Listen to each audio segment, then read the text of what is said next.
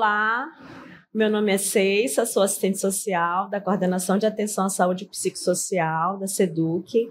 Gostaria de dar as boas-vindas a todos que estão participando dessa videoconferência de hoje, com o tema do preenchimento da ficha SINAM e do procedimento operacional padrão de violência sexual e atenção a outras violações de direitos. Hoje nós estamos aqui para conversar sobre esse tema de muita relevância.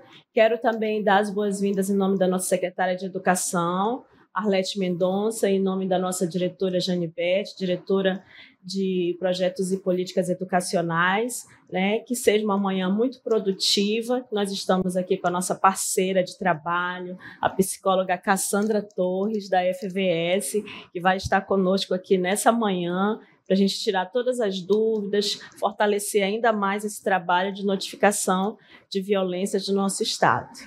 Pode começar, Cassandra. Obrigada, Ceissa. Em nome da nossa diretora-presidente da Fundação de Vigilância, Tatiana Morim, eu quero agradecer também à Secretaria de Estado de Educação, na pessoa da secretária Arlete, por esse espaço para que a gente possa, nessa manhã, falar para os profissionais da educação sobre a vigilância de violências, sobre o correto preenchimento da ficha de notificação de violências, porque a SEDUC ela tem se mostrado um parceiro muito forte na vigilância de violências aqui no estado do Amazonas, que obviamente tem por interesse maior, a proteção das crianças e dos adolescentes do nosso estado. Então, eu já de antemão quero agradecer a oportunidade, o convite, e dizer que a FVS fica sempre muito feliz e muito honrada com o espaço que nos é cedido. Bom, então hoje, como disse a Ceissa, o nosso objetivo é falar sobre a notificação de violência e a importância dos dados para o fortalecimento das políticas públicas. Eu sou Cassandra, sou psicóloga e coordeno a vigilância de violências e acidentes na Fundação de Vigilância em Saúde, doutora Rosimeire Costa Pinto. Pode passar. Bom, sempre que a gente vai abordar o tema, a primeira coisa que eu gosto de trazer, o primeiro questionamento, é um que sempre nos é colocado, assim, o que a Fundação de Vigilância, o que a vigilância em saúde tem a ver com as violências, Quando a gente pensa em violências, a gente pensa primeiramente logo em segurança pública, mas o que então que a vigilância em saúde tem a ver com as violências? Bom, a vigilância de violências, ela surge no SUS como uma estratégia para fazer frente à violência, mas também para promoção da saúde. E o objetivo principal dela é oportunizar o conhecimento da magnitude e da gravidade das violências através da produção, e difusão de informações epidemiológicas que nos permitam pensar as políticas públicas de enfrentamento às violências como estratégias e ações de intervenção, de prevenção, de atenção e proteção às pessoas em situação de violência. Isso é importante porque os nossos territórios, eles têm toda uma questão pluricultural que não seria eficiente para a gente a importação de ações e estratégias, por exemplo, que são utilizadas em outros lugares do país. Porque tem características e modos de viver e de se comportar, de se relacionar diferentes dos nossos aqui da região amazônica. Por isso é tão importante que a gente conheça, os nossos territórios para que a gente possa propor aí ações e estratégias nas políticas públicas que de fato sejam eficazes para o enfrentamento das violências e para a promoção da saúde das nossas crianças e adolescentes. E como é que a vigilância, então, de violências, ela se efetiva, Ela se instrumentaliza por meio da ficha de notificação de violência interpessoal e autoprovocada. Pode passar. Isso. Então, a ficha de notificação, ela é compulsória, ela se tornou compulsória em todos os serviços de saúde públicos e privados do Brasil em 2011. Então, desde 2011, todos os serviços de saúde públicos e privados têm, por obrigação, a notificação de violências em casos suspeitos ou confirmados. E, em 2017, por meio da Portaria de Consolidação de número 4, ficou determinado que a violência sexual e as tentativas de suicídio são de notificação compulsória imediata. Pode passar o slide, por favor. São de notificação compulsória imediata, o que significa dizer que os casos de violência sexual e de tentativa de suicídio, eles precisam ser notificados às secretarias municipais de saúde em até 24 horas do conhecimento do fato. As demais violências, né, violência doméstica, violência física, violência psicológica, os outros tipos de violência, elas são de notificações semanais. Mas a sexual e a tentativa de suicídio, ela é compulsória imediata, né, 24 horas a partir do conhecimento do fato, porque são tipos de violência que exigem uma atuação também imediata na perspectiva da garantia da proteção à vida das pessoas que venham a ser afetadas pela violência sexual ou que provoquem, né, tentativas de suicídio. Pode passar.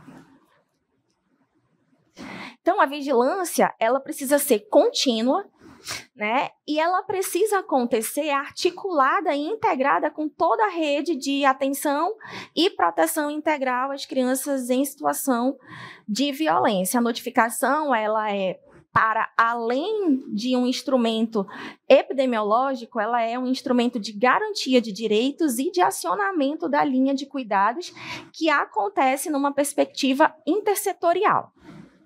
Pode passar. Então, quem deve notificar? Todos os profissionais de saúde, eles são... É oportunizado a eles a notificação, né? A notificação, ela não é restrita a uma categoria profissional. Só o médico é quem pode notificar, só o assistente social é quem pode notificar, ou só o psicólogo é quem pode notificar. Não, todos os profissionais da saúde podem notificar. Na educação, no procedimento operacional padrão, também ficou definido que todos os profissionais da educação podem notificar, porém, existe ali uma rotina interna de cada instituição, né, que o gestor define quem são aqueles profissionais que, na ausência dele, ficarão na retaguarda para realizar aí a notificação das violências que venham a ser reveladas no ambiente escolar. Contudo, o ideal é que o primeiro profissional seja aquele que faça a notificação. O primeiro profissional que atendeu, né, o que recebeu ali o relato, seja aquele que vai também realizar a notificação. Por quê? Porque a ficha de notificação, ela é extensa, ela tem dados muito sensíveis, e a revelação de uma violência, quando a gente pede para que uma criança ou um adolescente fique contando para vários profissionais o que aconteceu com ele, como que essa violência ela se concretizou, né? Que ele fique repetindo a situação de violência, a gente corre o risco de entrar numa perspectiva de revitimização dessa criança ou desse adolescente. O que é essa revitimização? Quando você coloca uma pessoa em situação de violência para falar sobre o episódio, sobre a violência, ela ativa as memórias relacionadas à violência que ela sofreu. E essas memórias ativam os sentimentos e as emoções relacionadas ao episódio, né, ao trauma que foi vivenciado ali, que foi provocado por conta dessa violência. Isso é revitimizar. Então, a gente precisa trabalhar numa perspectiva de não revitimização. Por isso, o ideal é que seja o primeiro profissional ou aquele que recebeu a revelação da violência. Mas a gente sabe que os serviços têm os seus fluxos internos que nem sempre é possível atender a esse ideal, né?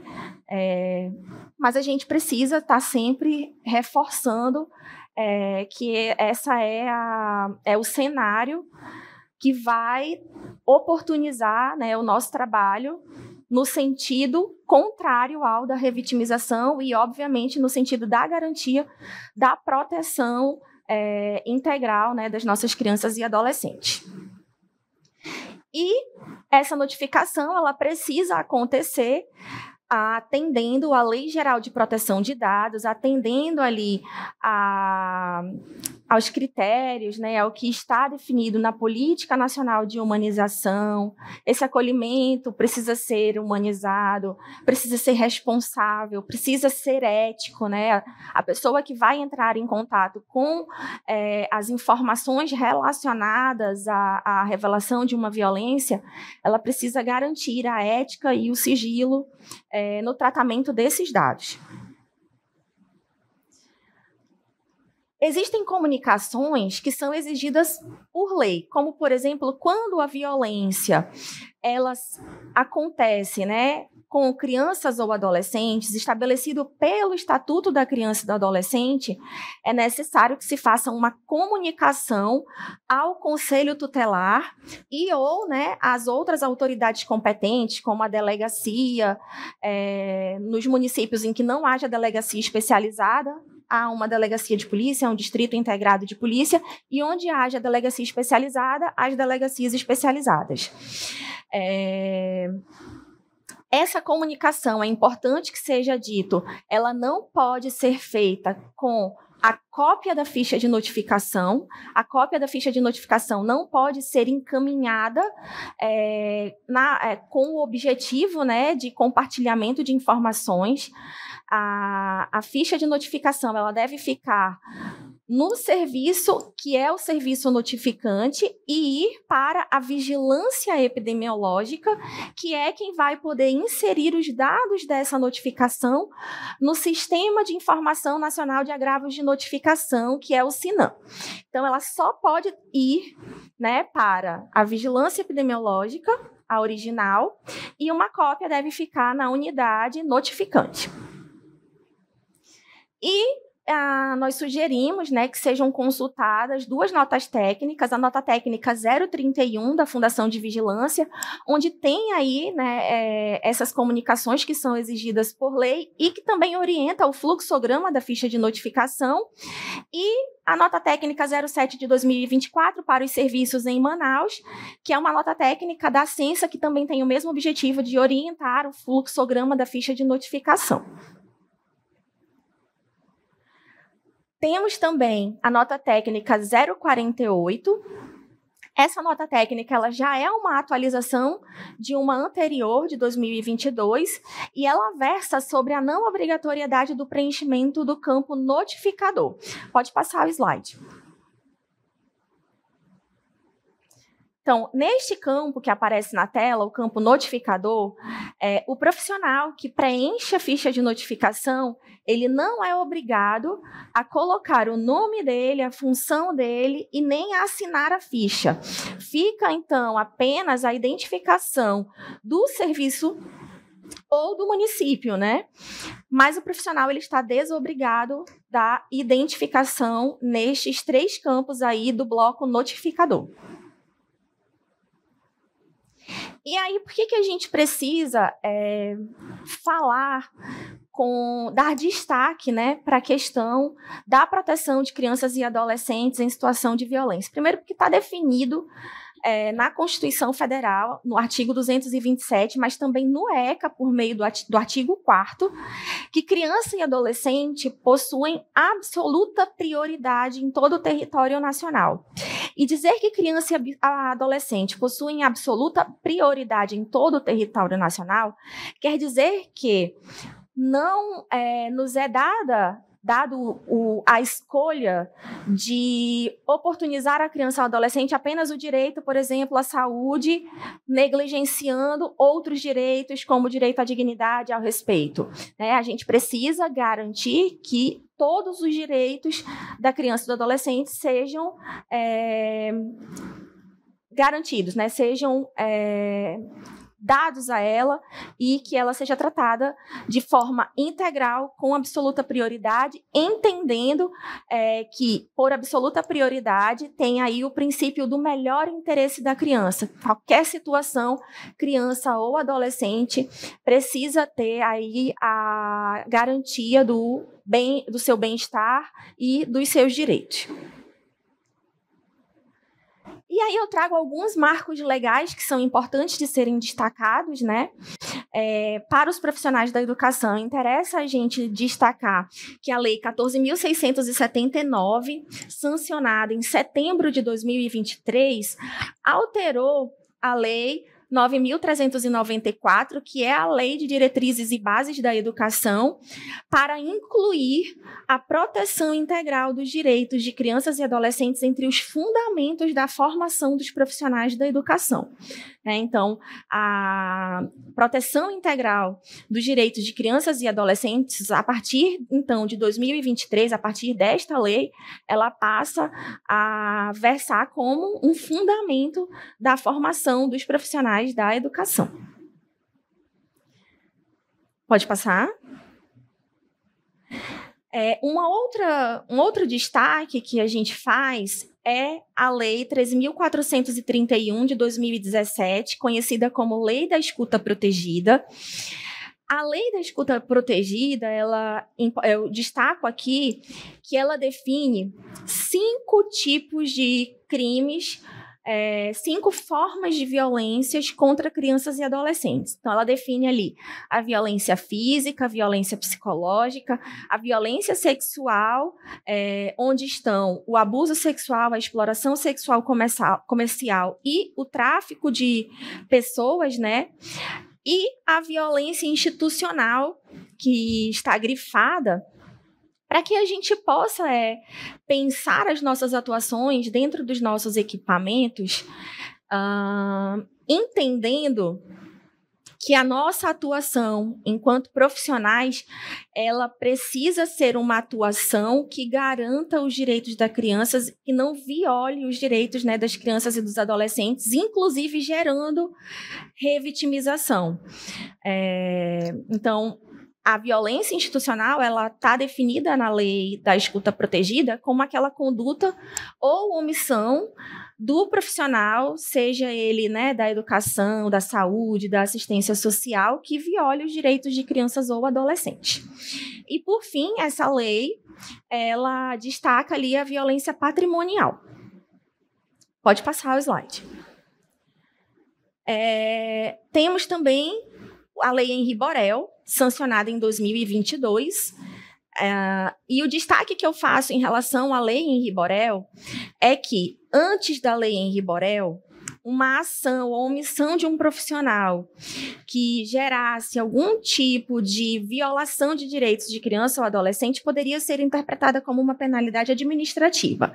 Porém, a partir da Lei Henri Borel, passa a ser estabelecido, dentre outros, o crime de deixar de comunicar à autoridade pública a prática de violência, de tratamento cruel ou degradante, ou de formas violentas de educação, correção ou disciplina contra criança ou adolescente ou abandono de incapaz, cuja penalidade aplicável será de detenção de 6 meses a 3 anos, a qual pode ser aumentada da metade, e se da omissão resultar lesão corporal grave, e triplicada se resultar em morte. Ou seja, a deixar de comunicar à autoridade pública, seja ela policial, seja ela de saúde, sanitária, a suspeita ou confirmação de violência contra criança ou adolescente pode ser tipificada por lei como um crime de detenção de 6 meses a 3 anos,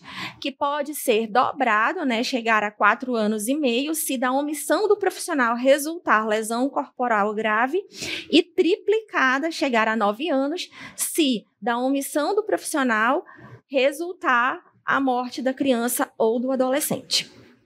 Pode passar. Então, essa é a ficha de notificação de violência interpessoal e autoprovocada. Tem aí um QR Code que vocês podem acessar para baixar a ficha de notificação. Pode passar. E aí, o que é importante a gente entender sobre como realizar a ficha de notificação quando nós estamos diante de crianças e adolescentes.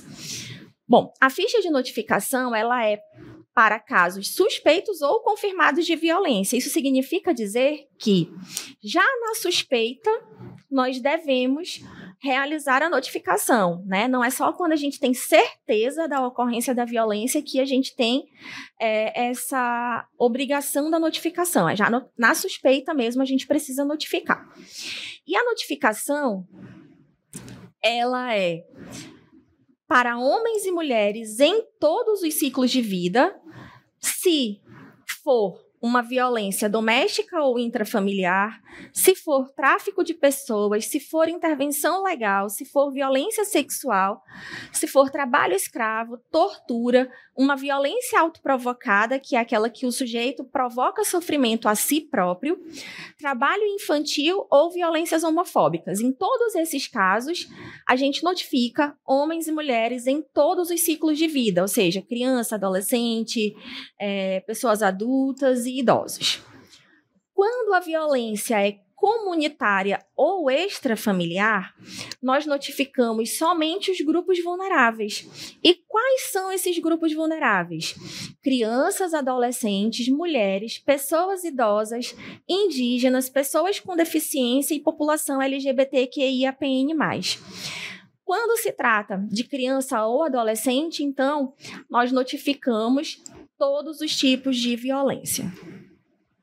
Pode passar. E aí a gente tem o primeiro bloco da ficha de notificação, que é o bloco de dados gerais. No campo 3, a gente precisa colocar aí a data da notificação. E a data da notificação, ela é a data em que o profissional está tendo conhecimento do fato, né? É o momento em que ele está preenchendo a notificação.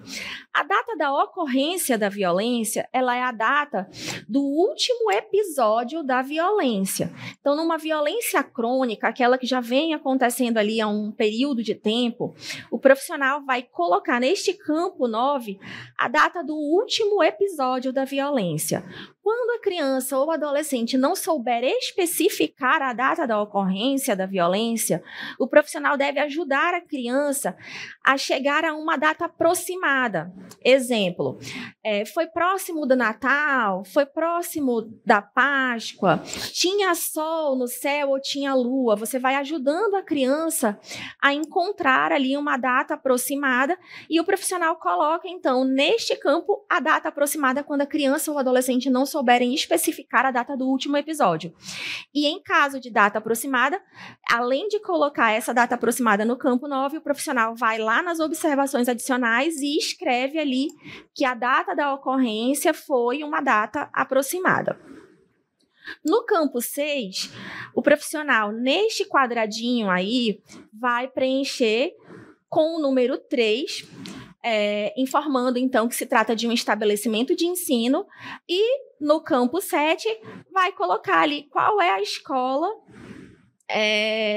em que essa criança estuda, né? Em que a notificação está sendo realizada. Pode passar. O próximo bloco é o bloco de notificação individual, onde a gente vai conhecer as informações da criança ou do adolescente em situação de violência. Então, o campo 10 é o nome do paciente, onde a gente deve colocar o nome por extenso, sem abreviações e conforme o documento oficial da criança. No campo 12, na idade, ali no quadradinho, o profissional deve referir se ele está trabalhando com a idade em hora, em dia, em mês ou ano. Se for em ano, preenche com 4 e nos espaços ali que vem anterior ao quadradinho, ele vai colocar o número relativo à idade dessa criança. Se for 909, se for um adolescente de 14 anos, por exemplo, né, 1414. No campo 13, ele vai informar o sexo biológico dessa criança e desse adolescente, se é o sexo masculino ou o sexo feminino. No campo 14, vai informar se se tratar, né, de uma criança ou adolescente do sexo feminino, se essa criança ou se essa menina ela está ou não gestante. Se for uma criança de 0 a 9 anos, esse campo deve ser preenchido com não se aplica. E se for uma criança ou adolescente do sexo biológico masculino, também não se aplica. O campo 15 de raça-cor é um campo que ele compõe o indicador da saúde, que é um programa de avaliação da vigilância em saúde. Existem vários indicadores que compõem esse programa e este campo aí, raça-cor, é um desses indicadores. Isso significa dizer que este campo nunca pode estar preenchido com 9 ignorado ou deixado em branco, porque essas duas opções, né, deixar este campo em branco ou respondê-lo com 9 ignorado, invalida a ficha e impede que o município alcance, né, impacta o alcance do município deste indicador, né, deste programa que é o PQAVS. Então, a gente pede, assim, muita atenção de todos os profissionais no preenchimento dessa ficha para que esse campo esteja sempre respondido com respostas válidas, né, 1, 2, 3, 4 ou 5. E aí, o campo 18, onde tem nome da mãe, o mesmo critério para o nome do paciente, sempre por extenso e de acordo com o documento da mãe. Pode passar. Isso. Aí os dados de residência, né?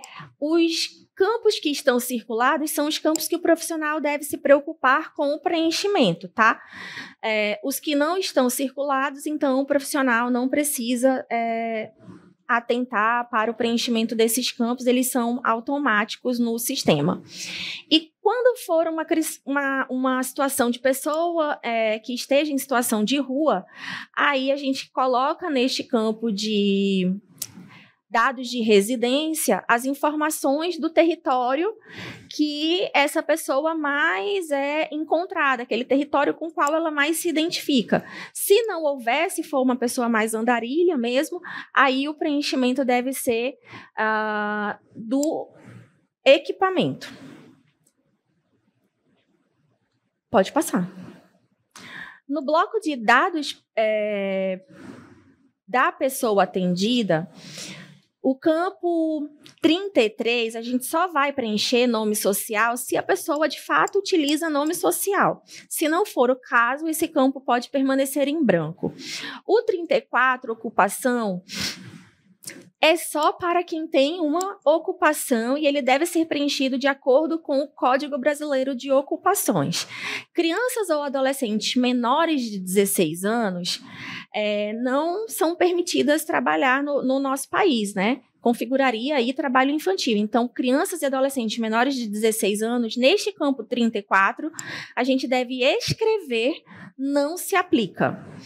Já quando se tratar de adolescentes de 14 anos ou mais em situação de aprendiz, aí a gente vai colocar neste campo a ocupação que ele possui, né, no trabalho dele como menor aprendiz.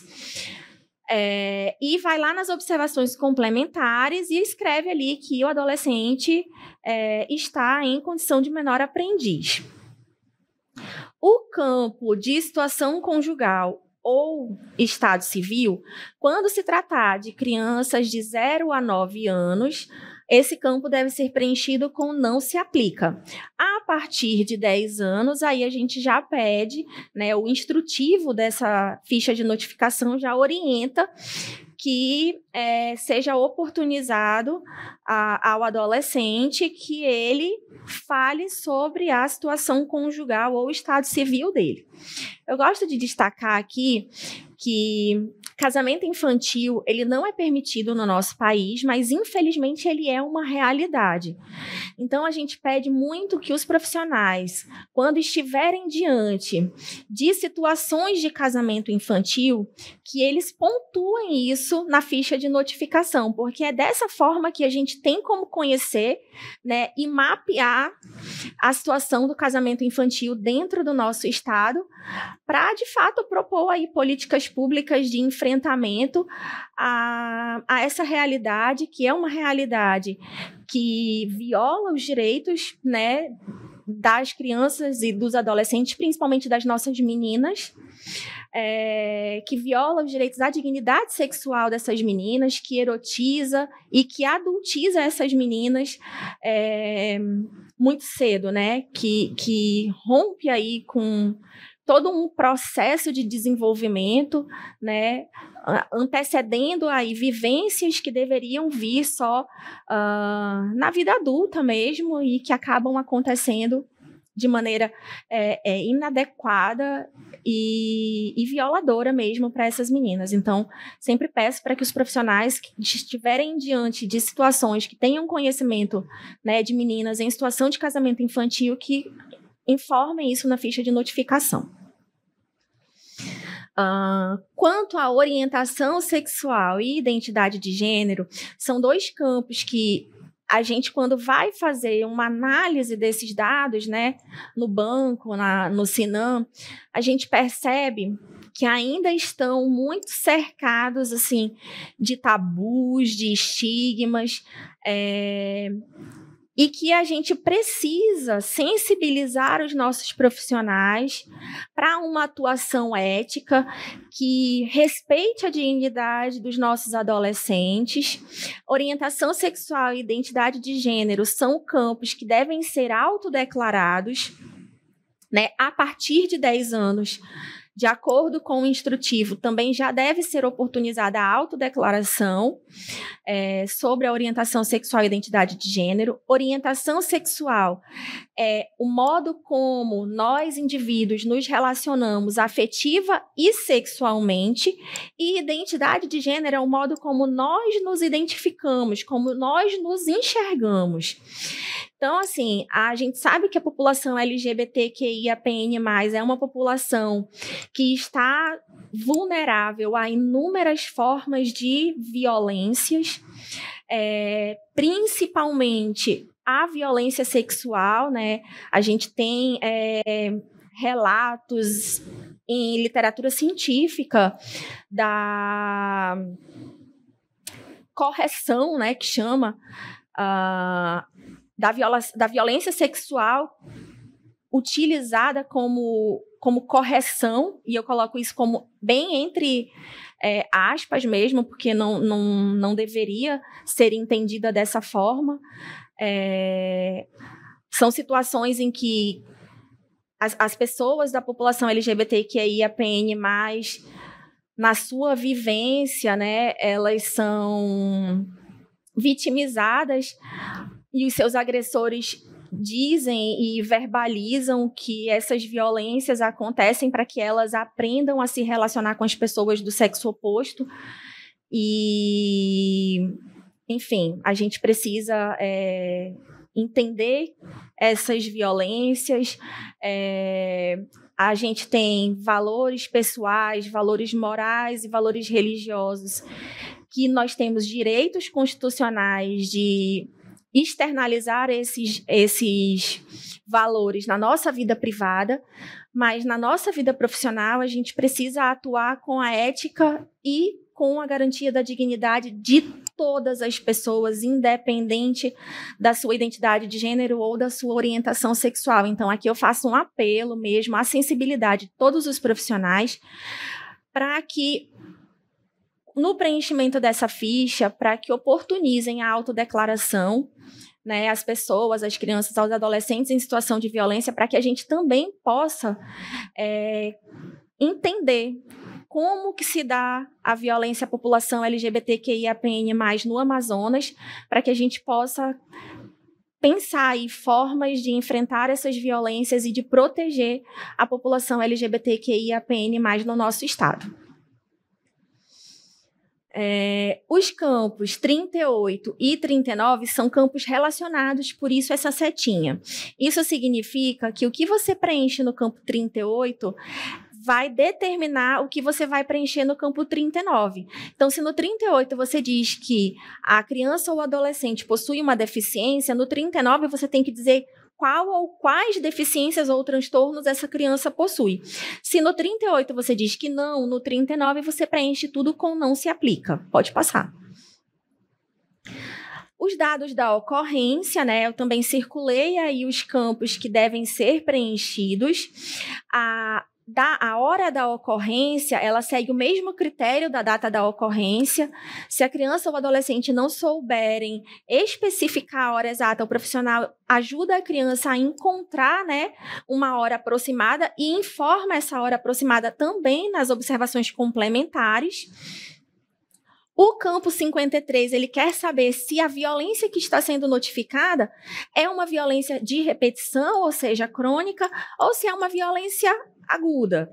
E o 54, ele pergunta sobre a lesão autoprovocada. Foi uma lesão autoprovocada?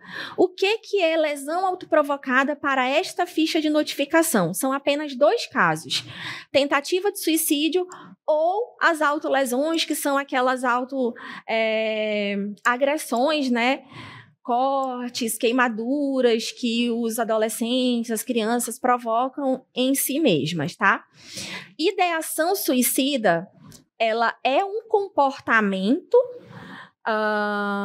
autolesivo, porém, ele não motiva, a ideação suicida não motiva o preenchimento da ficha de notificação. Obviamente que ela exige da gente uma atuação, né, para inserir essa criança ou esse adolescente na linha de cuidados em saúde, a saúde mental, a saúde integral dessa criança ou desse adolescente, mas não motiva o preenchimento da ficha. Assim como o suicídio também não motiva o preenchimento dessa ficha, porque termina em óbito, e as informações de óbito, elas vão pela declaração de óbito e são inseridas em outro sistema, que é o sistema de informação de mortalidade. Então, para cá, fica apenas, para a ficha de notificação de violência, fica apenas a tentativa de suicídio e a autolesão como formas de lesão autoprovocada. Pode passar. O campo 55, ele quer conhecer a motivação que está por trás do comportamento violento, né? O que motivou a violência?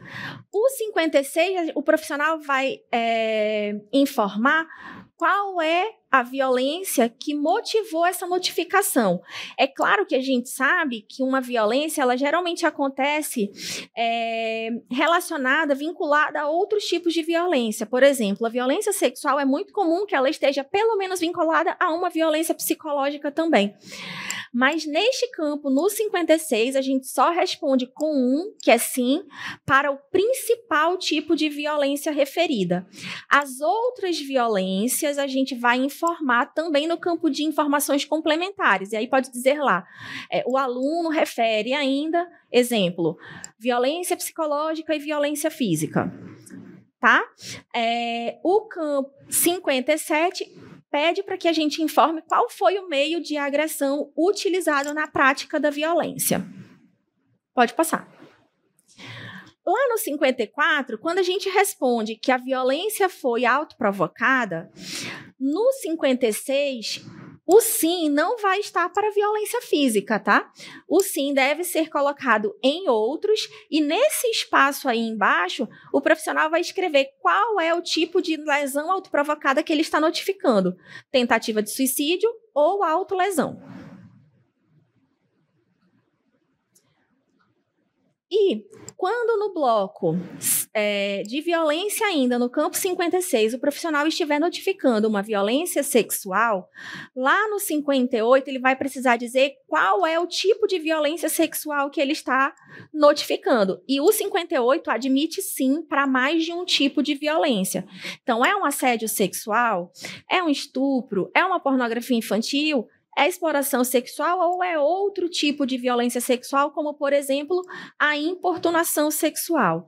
Aqui eu gostaria de destacar que o assédio sexual, ele é um comportamento repetitivo, com conotação sexual, que não tem ali o consentimento, né, da vítima, da outra pessoa, e que é praticado por uma pessoa que tem relação hierárquica em relação à criança ou adolescente. Então, a gente está falando de assédio sexual quando a gente está falando, por exemplo, de um professor com uma criança, de um pedagogo com uma criança, de um diretor com uma criança. Eu estou falando isso no ambiente escolar, tá?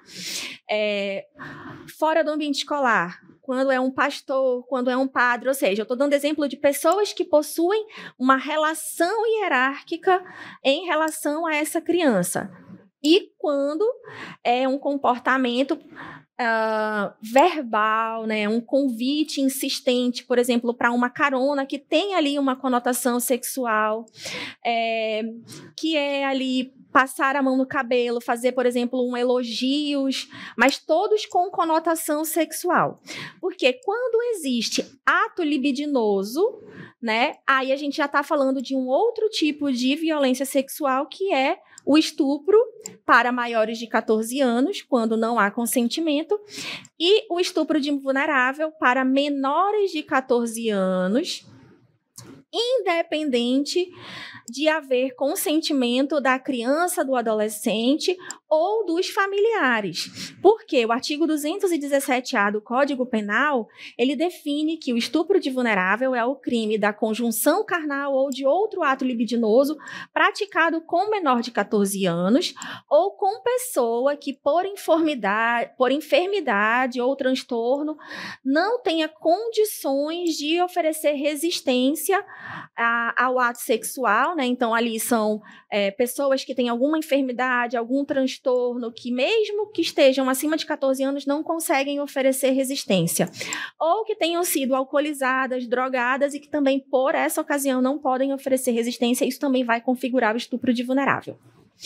E a exploração sexual é o uso da sexualidade de uma criança ou de um adolescente mediada por qualquer tipo de troca, não necessariamente só por dinheiro, pode ser por um sanduíche, por uma cesta básica, por um presente, por um passeio, tá? Mediada por qualquer tipo de troca. Pode passar. No dados do provável autor da violência, o campo 60 ele quer saber quantas pessoas praticaram a violência contra essa criança ou adolescente. O 61 ele quer saber qual é o vínculo da pessoa que praticou essa violência. E o 62, o sexo, né, do provável autor. 63, teve suspeita do uso de álcool. E o 64, ali, o ciclo de vida do provável autor. Pode passar. Quando a gente preenche novamente que a lesão foi autoprovocada, ou seja, a própria criança ou o próprio adolescente machucaram a si próprias, o campo 60 só pode ter uma resposta que é 1, né? E o 61 também só pode ter uma resposta possível, provável, que é própria pessoa. Pode passar. Pode passar. Ainda sobre a lesão autoprovocada. Quando a lesão é autoprovocada, lá no sexo, a gente informa se a criança ou adolescente é do sexo masculino ou feminino. E essa resposta tem que ser igual ao que a gente preenche no campo 62, que é o sexo do provável autor da violência. Vejam só, se eu estou dizendo que aquela criança, ela praticou uma violência contra si própria, e eu estou dizendo lá no campo 13 que essa criança é do sexo feminino, lá no campo do sexo do provável autor da violência, eu não posso dizer que ele é masculino. Então, eu tenho que dizer que é feminino. Por que eu estou destacando essas situações? Porque quando essas respostas elas não estão coincidindo, elas geram inconsistência no sistema. E aí a gente acaba tendo que devolver essas informações para a vigilância epidemiológica fazer essas correções. Por isso eu estou fazendo esses destaques. A mesma coisa quando eu estou dizendo que a lesão é autoprovocada e eu digo que essa criança ou esse adolescente tem, por exemplo, 14 anos, lá no ciclo de vida do provável autor, eu não posso dizer, por exemplo, que ele é um jovem de 20 a 24 anos. Eu tenho que dizer que é um adolescente entre 10 a 14 anos. Então, só destacando para que o profissional fique bem atento a essas situações, para que elas estejam sempre de acordo e não gerem inconsistências no sistema. E no bloco de encaminhamentos, a gente pede assim que, quando a gente está falando, obviamente, de escola, a gente está falando principalmente de crianças e adolescentes, que o profissional fique muito atento ao encaminhamento ao conselho tutelar, que é uma obrigação legal, né? Que na ausência do conselho tutelar ou em caso de risco aumentado à vida da criança ou do adolescente, que a gente esteja atento à importância de acionar também a delegacia especializada naqueles municípios em que houver a delegacia especializada, ou o distrito integrado de polícia onde não houver, e outros encaminhamentos que se façam necessários também. Por exemplo, os CREAs são equipamentos da assistência social que são voltados ao atendimento de indivíduos e famílias em situação de violência, né? Porque a gente precisa pensar, obviamente, nas nossas obrigações legais, mas no rompimento do ciclo de violência e na garantia da devolução dos direitos que foram violados e da proteção integral dessa criança e desse adolescente. O dado aí, o bloco de dados finais, ele investiga se essa violência está relacionada ao trabalho. E aí, vejam bem, se, por exemplo, quem sofreu a violência foi um professor, foi um pedagogo, foi o gestor escolar, a gente também pode fazer o preenchimento dessa ficha de notificação informando que a violência está relacionada ao trabalho, tá? E aí, por fim, o campo 69 é a data de encerramento. Essa ficha, ela não é uma ficha de investigação. Não compete ao profissional da saúde, não compete ao profissional da educação investigar se aquela violência realmente aconteceu. Pelo contrário, nós temos a obrigação de notificar já na suspeita. Então, a data do encerramento tem que ser igual à data da notificação. Elas não podem ser diferentes. E um outro apelo que eu faço sempre aos profissionais e à educação, como nossa super parceira, assim, é que nesse campo de observações adicionais, sempre coloque um resuminho da história. Porque esse resuminho, quando a gente observa inconsistências no sistema, incompletitude da ficha, por esse resumo que o profissional coloca, a gente consegue orientar a correção da ficha. Então, por favor, assim, utilizem bastante esse campo aí de observações adicionais, trazendo pelo menos um relato sucinto do caso. Pode passar. E, mais uma vez, nesses campos destacados, né, nome, função e assinatura, o profissional não precisa se identificar se ele não quiser, tá? Isso é uma garantia estabelecida já pela nossa nota técnica 048, pode passar. Nesta ficha de notificação, são notificáveis somente as violências não letais. Se da violência resultar óbito, então a gente não utiliza a ficha de notificação de violência interpessoal e autoprovocada.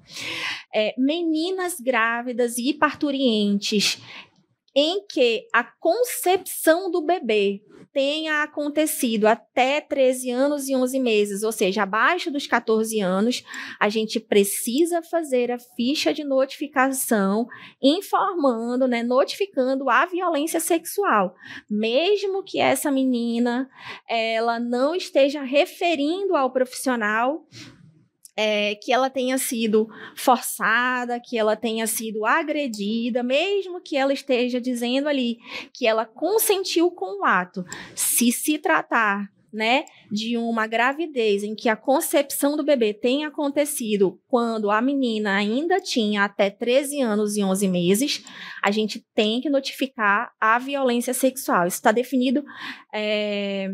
definido pelo STJ, né, que o estupro de vulnerável, ele independe do consentimento da vítima, do consentimento dos pais ou responsáveis, de experiência sexual anterior, e de possível relacionamento amoroso com o provável autor.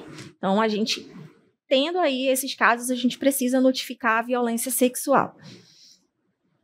E lembrando, assim, deixar bem destacado que a notificação ela é um instrumento da saúde, da vigilância epidemiológica, que tem por objetivo principal nos dar condições de entender os nossos territórios e pensar as nossas políticas públicas de enfrentamento e de proteção de acordo com a realidade, de acordo dos nossos territórios, de acordo com o perfil sociodemográfico das nossas populações, tá? Ela não é denúncia. Notificação não é denúncia. Ela é cuidado, ela é um instrumento da vigilância em saúde, ela é um instrumento da saúde.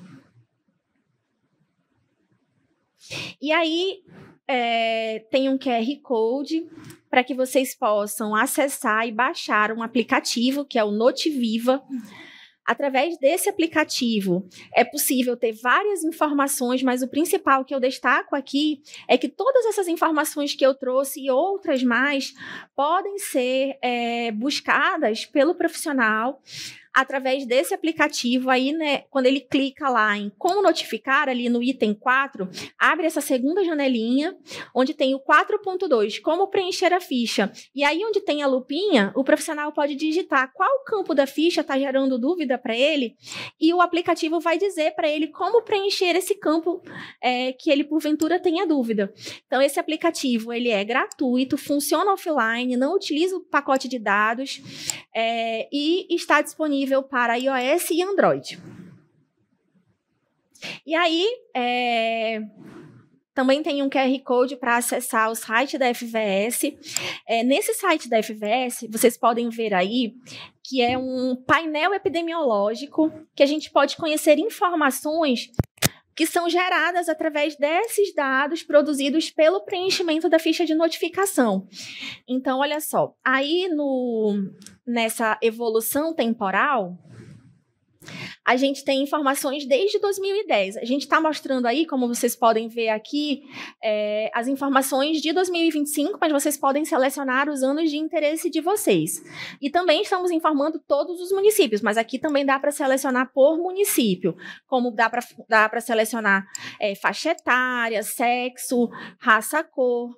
E aí, o que nós temos, né? Desde 2010, nós vemos tendo aí um movimento de, às vezes, crescimento, às vezes, diminuição do número de notificações. 2020, aqui o ano pandêmico, né, foi um ano que a gente caiu muito no número de notificações, mas depois a gente assiste ali um crescimento contínuo das nossas notificações. E eu gostaria de deixar um destaque aqui, que esse crescimento, ele tem sido possível muito também pela parceria da Secretaria de Estado de Educação, que tem feito assim, um trabalho super importante na divulgação da ficha de notificação, né, de colocar a ficha de notificação no procedimento operacional padrão como uma obrigação da educação mesmo, né, porque a gente sabe, a gente conhece através dos dados epidemiológicos e científicos, que mais de 80% dos casos das violências contra crianças e adolescentes acontecem dentro dos lares. E a escola funciona como um local de proteção, então é super importante esse trabalho que a SEDUC vem fazendo de divulgação da vigilância das violências, da ficha de notificação. Eu agradeço muito em nome da Fundação de Vigilância e peço que continuem, né, que continuem divulgando e levando essa informação aos nossos 62 municípios. Em 2024, nós tivemos aí 9.420 notificações no total, não só contra crianças e adolescentes, mas no total, com toda a população. E eu gostaria também de dizer que esse crescimento, para a gente, é entendido como muito positivo, porque ele demonstra não somente que a gente tem um aumento das violências, da ocorrência de violências dentro do nosso Estado, mas ele demonstra que os nossos equipamentos, as nossas políticas públicas estão mais sensíveis para a identificação desses casos, para a atenção das pessoas em situação de violência, para o rompimento, né, do ciclo de violência e para a proteção integral de toda pessoa que seja sobrevivente, né, de uma violência. Então, o nosso trabalho é de massificar mesmo e de estimular que cada vez mais a gente notifique e que a gente tenha mesmo um crescimento do número de notificações. Saiu no Anuário Brasileiro de Segurança Pública, na última versão, que apenas 8,5% dos casos de violência chegam às autoridades policiais. Então, se a gente fizer um paralelo, né, com essa informação, a gente sabe aí que a gente tem mais de 90% de subnotificação. Então, a gente precisa sempre caminhar no sentido oposto da subnotificação, trazer visibilidade, sim, aumentar a confiança da população na nossa atuação, né, das políticas públicas, da saúde, da educação, da assistência social, e, de fato, funcionar como proteção para todo cidadão que esteja em situação de violência ou que seja sobrevivente de violência. Ainda no site, aí, para vocês verem, né, nós temos aí um mapa de calor, onde dá para ver quais são os municípios que têm maior participação na notificação. Aqui, 69% dos casos das notificações foram com pessoas do sexo feminino.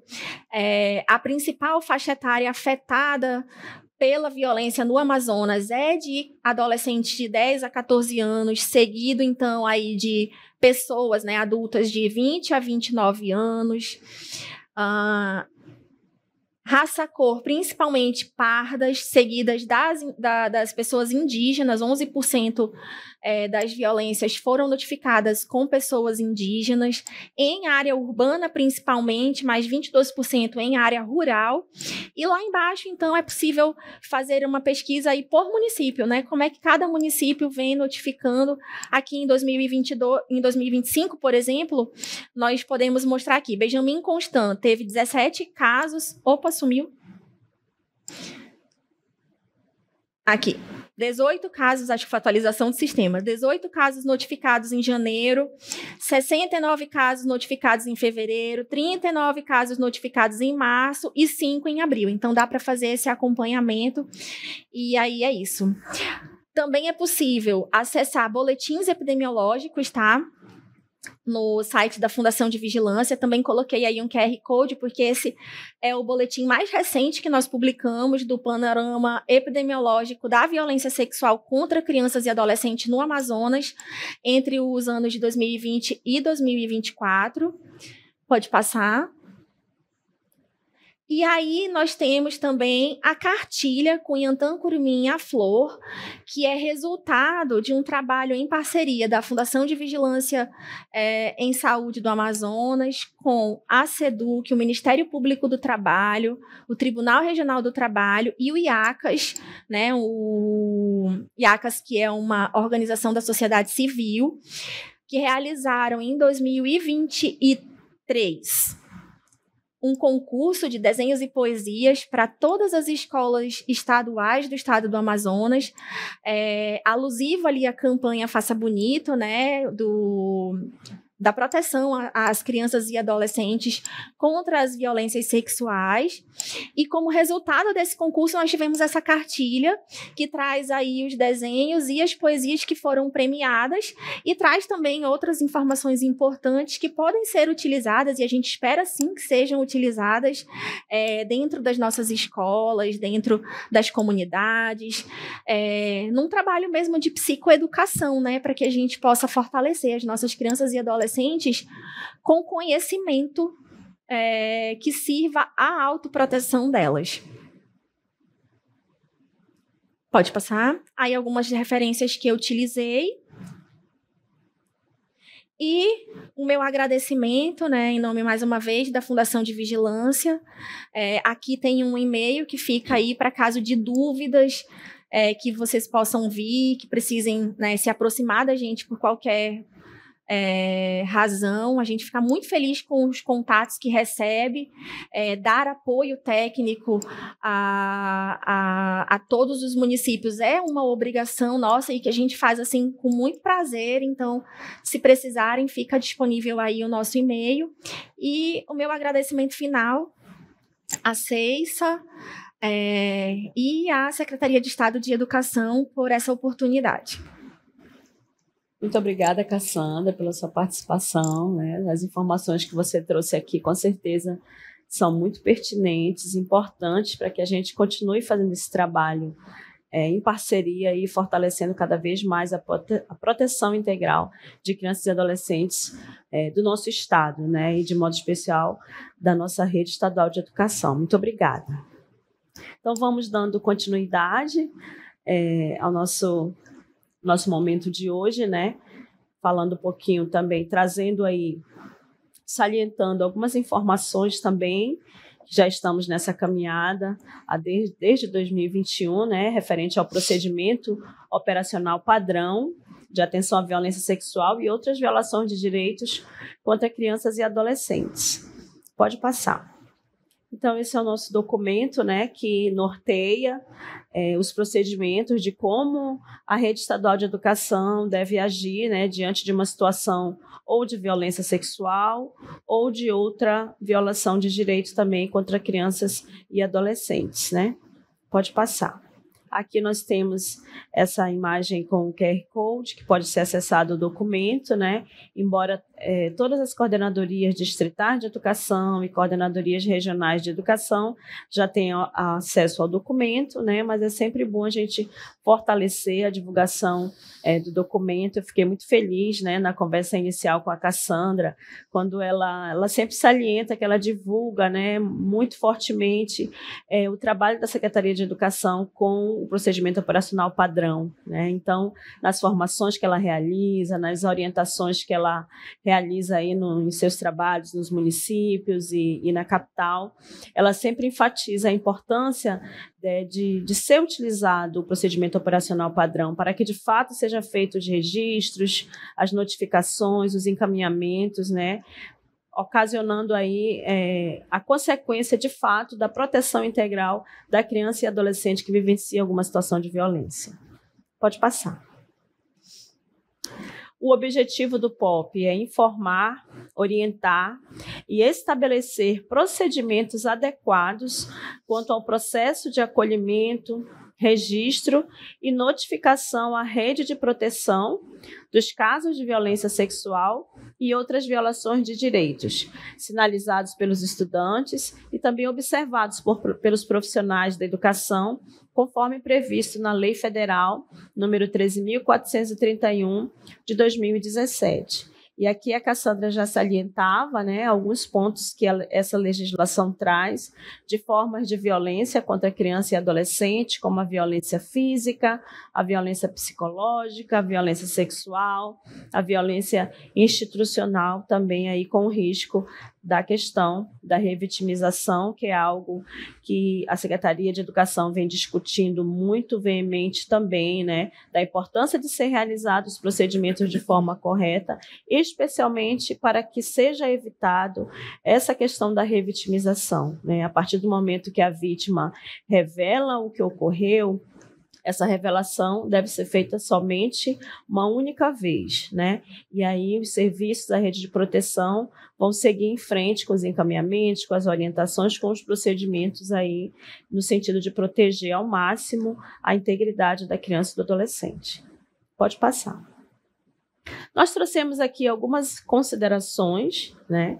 Considerando que a escola faz parte da rede de proteção e é um espaço de proteção de crianças e adolescentes, né? Então, nós trouxemos aqui algumas considerações considerando que o princípio do melhor interesse da criança e do adolescente, preconizado nos marcos legais internacionais e nacionais, considerando o princípio de que a criança e o adolescente são sujeitos de direitos em processo de formação e, portanto, devem dispor de proteção integral, considerando as particularidades da fase de desenvolvimento biopsicossocial da criança e do adolescente, considerando o regime geral das escolas estaduais, considerando o procedimento operacional padrão de atenção à violência sexual e outras violações de direito contra crianças e adolescentes, o POP. Pode passar. Então, nós trouxemos aqui algumas situações ou contextos que, porventura, podem ocorrer no espaço escolar, mas por conta de se referir a situações envolvendo alunos do ensino fundamental, anos iniciais, por exemplo, ou alunos com alguma deficiência ou especificidades, num primeiro momento, algumas situações podem ser resolvidas, né, no âmbito ali administrativo e pedagógico da escola, como, por exemplo, questões relacionadas ao uso das mídias sociais, que porventura prejudiquem o desenvolvimento do aluno ou a convivência escolar. Questões relacionadas a toques indevidos no próprio corpo ou no corpo de outro colega. Comportamento ou uso de palavras indevidas de cunho sexual.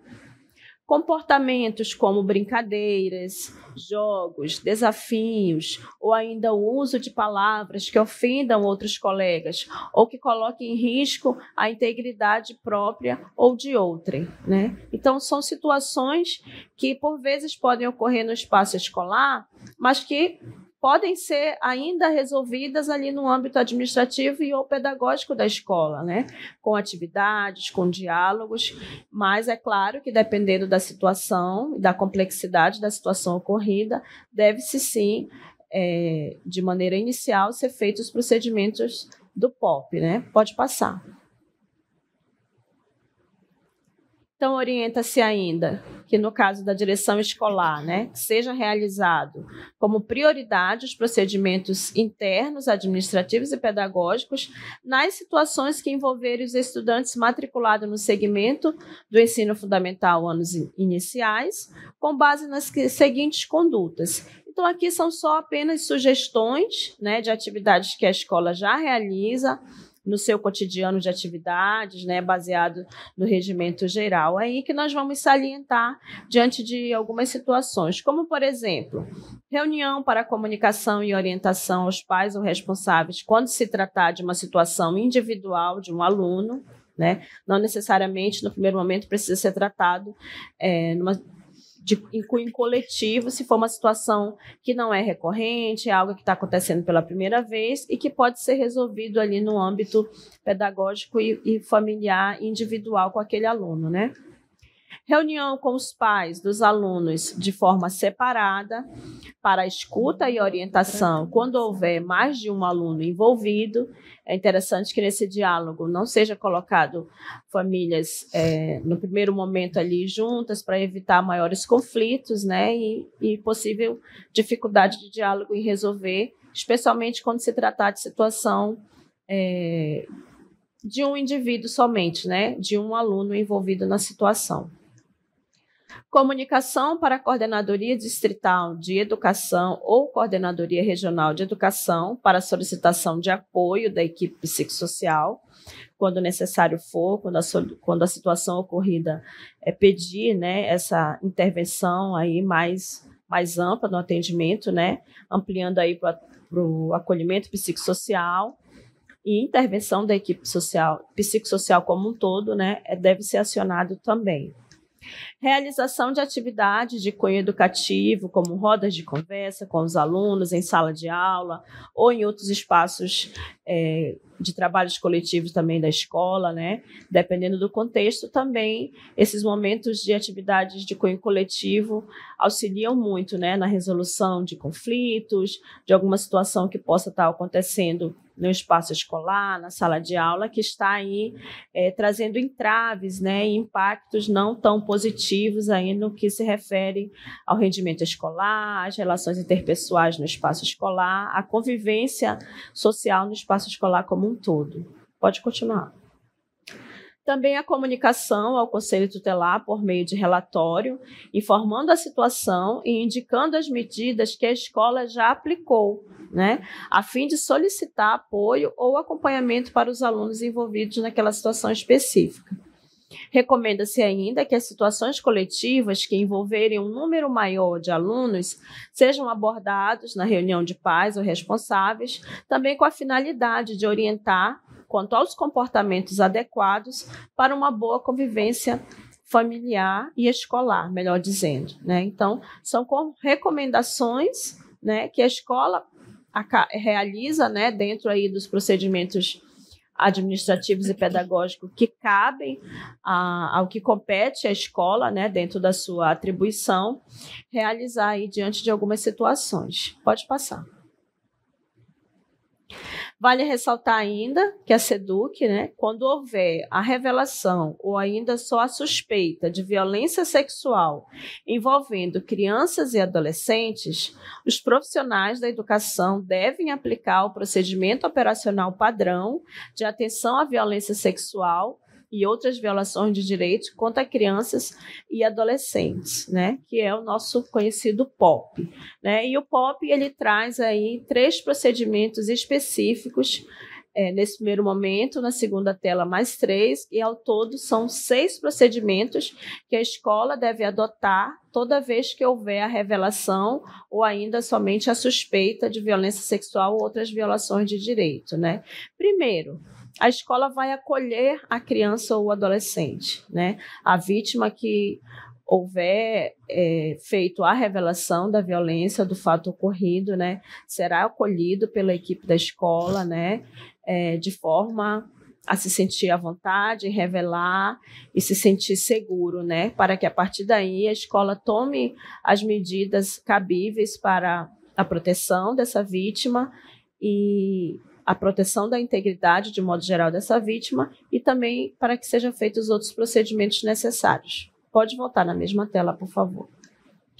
Segundo ponto, a partir da revelação, registrar em nível de ata o que foi relatado, a partir daí dando também ciência aos pais e ou responsáveis, orientando também nesse momento quanto à importância ao atendimento e ao psicológico, se necessário for, né? Lembrando que nesse momento de comunicação aos pais ou responsáveis, é importante salientar que quando a vítima revelar que o possível agressor, né, ou o agressor for alguém, membro da família, ou ainda que não seja membro da família, mas que seja alguém que more junto com ela, na sua residência, então é importante nesse momento pedir para que a vítima, seja ela criança ou adolescente, indique uma pessoa da sua confiança, que ela se sinta segura, para que seja feita essa comunicação da revelação feita, né? Dessa forma, ela vai se sentir mais segura também e será possível também aí uma proteção maior dessa vítima. Pode retomar, por favor. Pode retomar. Ok. Terceiro ponto, comunicar ao Conselho Tutelar, encaminhando a cópia do registro de ata já realizado, né?